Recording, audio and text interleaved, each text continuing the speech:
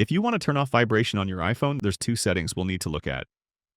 First, we'll go to Settings and scroll down to Sounds and Haptics.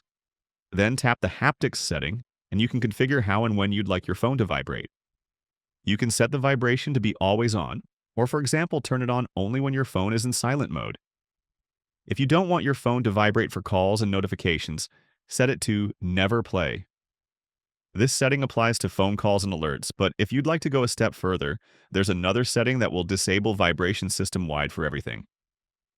To do that, go back to Settings and scroll down to Accessibility. Within the accessibility options, scroll down to the touch settings. Once you're in the touch settings, scroll down and you'll see a toggle for vibration. This toggle can turn off vibration for every function on your phone, including important emergency alerts. So if you really want zero vibration, this is your master toggle for that. And that's how you turn off vibration on an iPhone. Click the like button if this was helpful, and subscribe for more easy and quick iPhone guides like this. Thanks all. I'll see you in the next video.